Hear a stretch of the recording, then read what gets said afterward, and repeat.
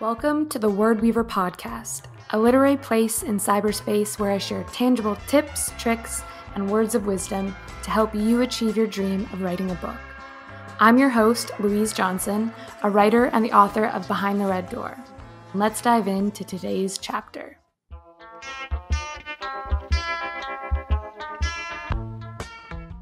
Welcome back to the Word Weaver podcast. I'm your host, Louise Claire Johnson, and today's solo episode is kind of a juicy one. I'm sharing the secret sauce to writing success and the 3 must-have traits for aspiring authors. If that title alone doesn't hook you, I don't know what will, but this topic is something that I think is important to talk about as writers, as aspiring authors. I know it probably sounds like I'm making some pretty bold claims in that title, but the reason why I wanted to pick up the microphone and record this episode is actually because I've been seeing all of these new writer courses being offered. There are just so many programs online. There's this whole debate now about NaNoWriMo, National Novel Writing Month, and their stance on AI. That's not what this episode is about, but there's all these kind of hacks to writing 50,000 words or a book in a month and all these different paid courses. And really, there's a lot of information for free out there on the internet, but there still remains this whole mystery around the publishing process and how to become a published author. And that's really what I want this whole podcast, I've said it before, what I want it to be about is demystifying that publishing process for you and hopefully distilling all of the bullshit that is out there online and making all of the information about how to write a query letter, getting a literary agent, how to get a publishing deal, how to create a community of writers around you, what kind of pens you should buy, or do you even need writing software?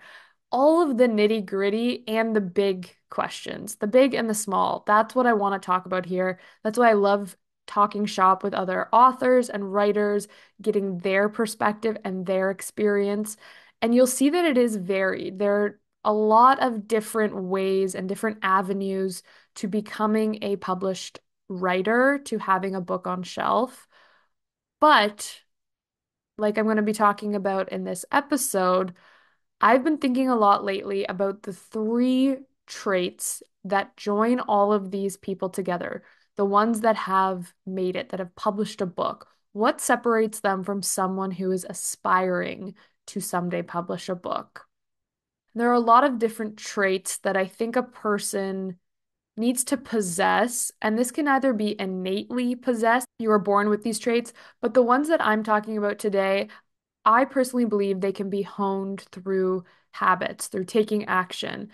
These are traits that you can cultivate. It doesn't have to be something you're just innately born with. So don't fret, don't fear if, as I'm talking through these 3 key traits that I believe every aspiring author needs to have, if you feel like I don't have that, it's something that you can become aware of and start working on. I always find it really fascinating, the statistic that says 80% of people want to write a book someday, but only 1% of them actually complete a manuscript. Let that sink in for a little minute. The stat says that over 80% of people, so the majority of people that you encounter in your day-to-day life, if you ask them, would you like to write a book someday? Would you like to be an author? I mean, generally, if you're listening to this podcast, you're probably surrounded by a lot of bibliophiles, bookish people, readers. So the likelihood of you asking someone in your book club or your writing group or your friends who are also readers if they would like to write a book someday or have a published book on shelf, the chances are very high that they're going to say yes, even more so than this statistic, which is already very high. But of those 80%, only 1% actually do it. Only 1% actually see through to writing and completing a finished draft. That is a very stark contrast between aspiration and action. And that is why today I want to talk about these 3 key traits that I believe can help close that gap between dreaming and achieving. My whole mission here on the Word Weaver podcast is to have a space to share insights, tips, tricks and experiences that can help you on your writing journey. I truly believe deep down in my core that if you want to write a book, if you are out there and you've always dreamed of being a published author, you absolutely can achieve it. And I know the title of this episode says The Secret Sauce to Writing Success. I was being a little tongue-in-cheek there, but it's not necessarily clickbait. It's just that there really isn't any secret, but there are these three key traits that I think can help you along this journey. And they're things that you can hone and cultivate. And I encourage you, as you listen to this episode, to reflect on yourself as a writer. Do you already innately possess these three things? If so, great, you're on the right path. Mull over these traits and see how you can potentially apply them in your own work. So, the first key trait that I believe all writers need to have is curiosity. A deep, strong sense of curiosity is crucial to driving you as a writer to explore new ideas, explore new perspectives, put yourself in someone else's shoes in multiple characters' mindsets, especially if you're writing a multi-POV novel. You have to be curious about human nature, how people operate. In a sense, curiosity is being an observer. I like to say that I always walk around the world with my antenna out, whether I am on the subway, at a coffee shop, walking down the street. I always have my antenna out and I get curious about the people and the places around me. I observe the way people interact. Beyond observing, it's getting curious about that interaction or even just writing setting. You're trying to use all five senses, being really curious about how does that feel? How would that smell? How would that dish taste in that restaurant? Whatever scene you're writing, get really curious about what that human experience would be like for your character, for someone else. And that, I think, is what makes the writing so relatable and real and authentic, is when you allow yourself to explore your curiosities. Also, just on a big picture level, being curious about different topics is imperative for research. You can go down so many different rabbit holes, but being curious unlocks new levels and new layers of your characters, of your scene descriptions. Curiosity is what will fuel your research from the outset, but it also helps in creating rich, authentic worlds and characters. Honing your curiosity and being curious as a writer will allow you to ask more questions when you're out in the world, dig deeper into subjects, continually asking, why did that happen? How did that happen? What would happen if X, Y, and Z? Really going layer by layer into not only your own psyche, following your own personal curiosities, but allowing your characters to be curious on the page and allow them to play and explore what would happen if they got curious and opened that door or went down that hallway or bought that plane ticket or started that new hobby. Being curious as a writer relates to life, every aspect of life. It allows you to kind of walk around the world, like I said, with your antenna up, but be open to new experiences and topics. You could be curious about a specific time period, the 1970s, and you start researching what did they wear in the 70s? What were they listening to? And keep going layer by layer into that even further. And you might unlock something really niche that sparks an idea for raising the stakes in your book. For example, I read the book Margot's Got Money Troubles by Rufi Thorpe earlier this year.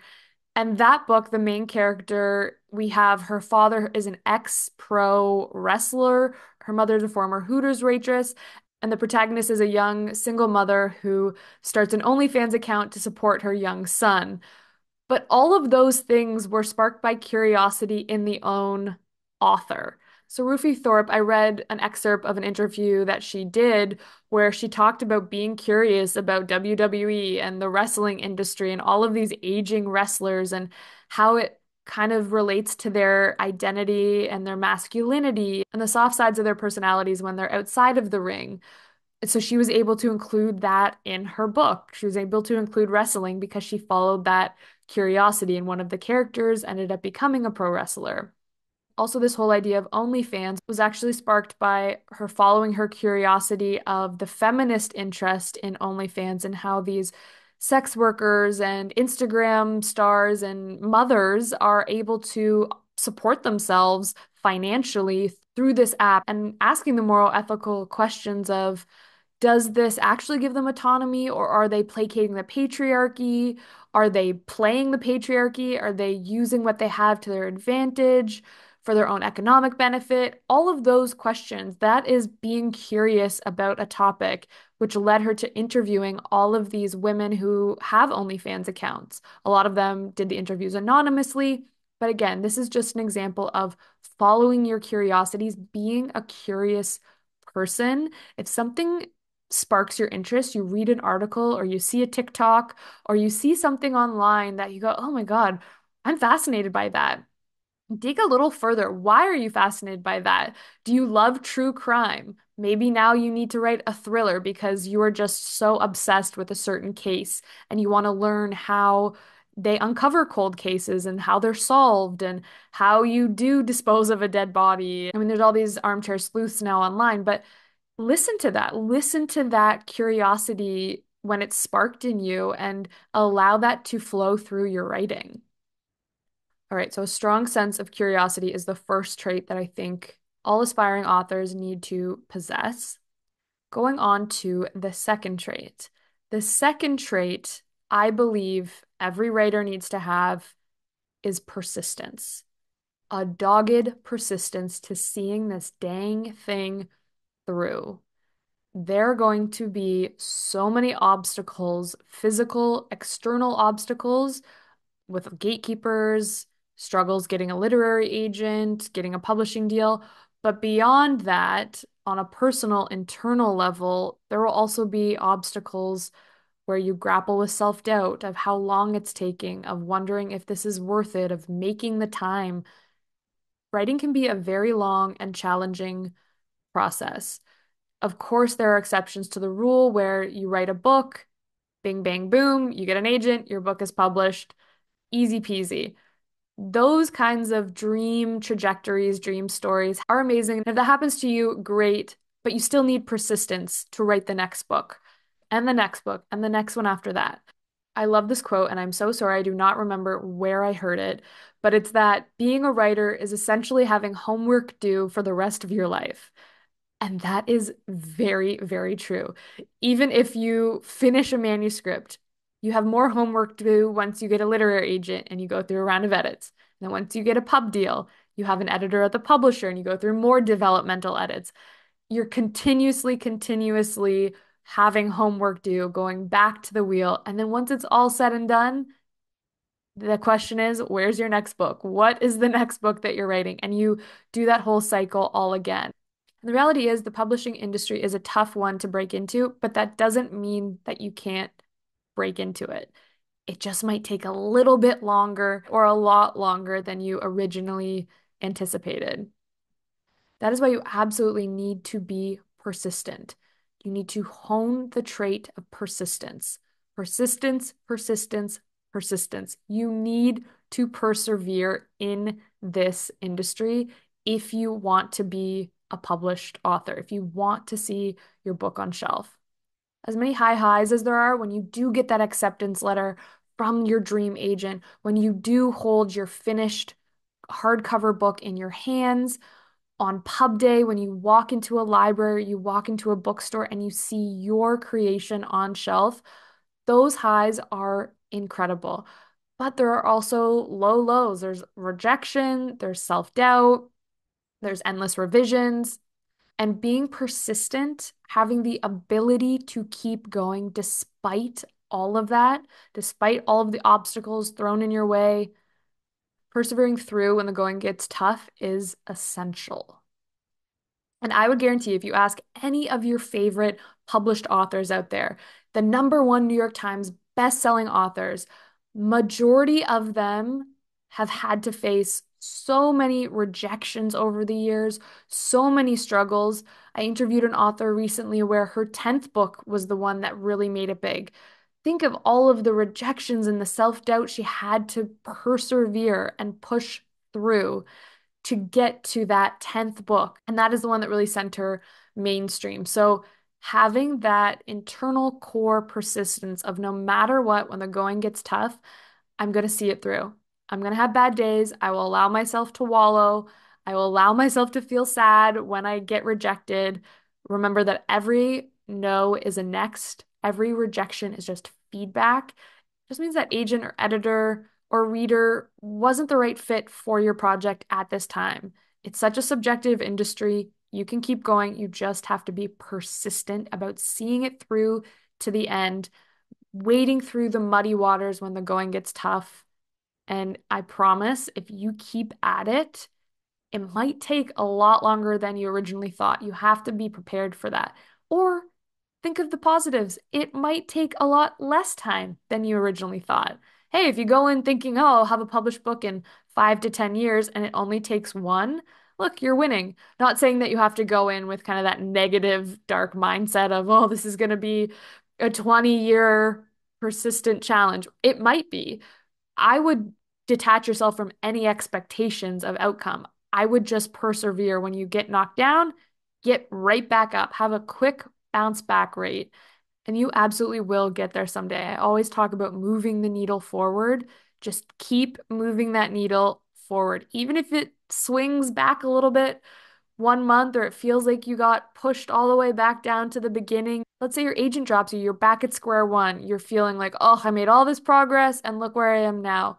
Be persistent, persevere, get that new agent. You absolutely can do this. I promise you. So we've got being curious, a deep, strong sense of curiosity. We've got persistence, persevering through when the going gets tough. And then the third must-have trait that I believe all aspiring authors need to have is adaptability. Let that word sink in for a little bit. Adaptability. You need to be adaptable. The writing landscape is ever changing. We are seeing at such a rapid rate the influx of AI, how that has impacted authors and their work. The publishing industry is constantly changing. What genres and tropes are really trending is ever evolving. Book Talk and Bookstagram, in the grand scheme of things, are still relatively new, but even the reading and literary tastes on those platforms are ever evolving, ever changing. The way audiences and people prefer to absorb books can shift rapidly. We have hardcover books, e-readers, audiobooks. Now people are narrating their books on podcasts.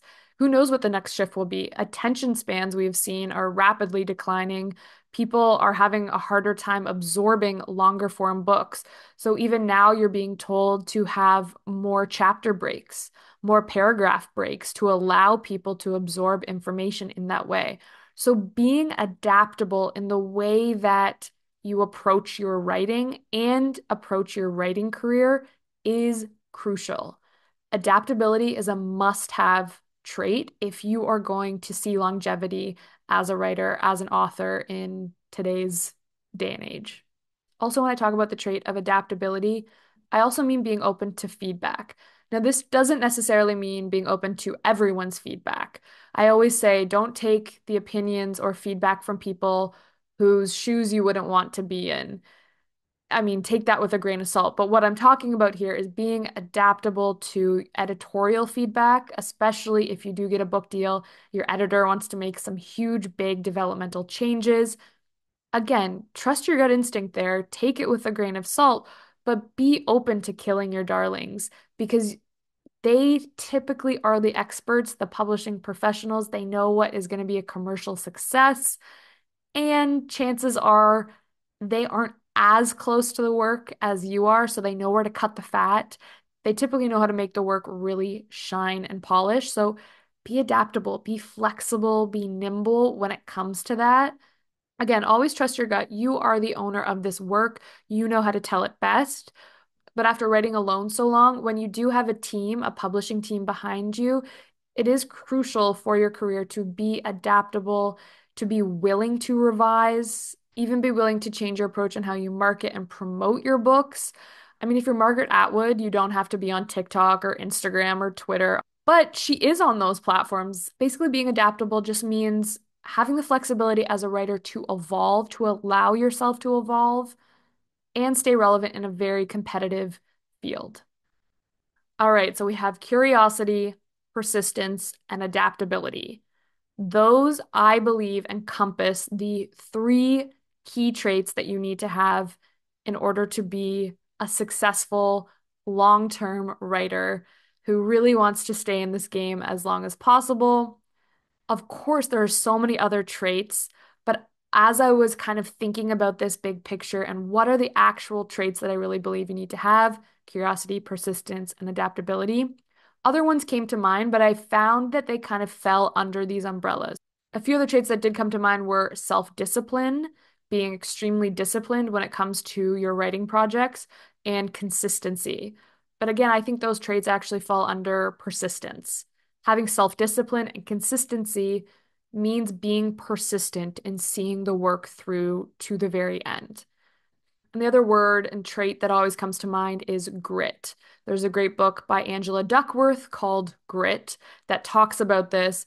Again, I find that falls under all three of these traits. Curiosity, persistence, and adaptability requires you to have grit, to have courage and resolve and strength of character, true grit to see this project through. When life or imposter syndrome gets in the way, having a sense of curiosity, persistence, and being adaptable that will get you across that finish line. Those are the three traits that I strongly believe can help writers develop their craft, navigate the industry, and ultimately find success. All right, that is it for today's episode. I will chat with you next week. And if you like what you're hearing, please do subscribe, leave a review on Apple iTunes. You can listen on Spotify, iTunes, wherever you get your podcasts.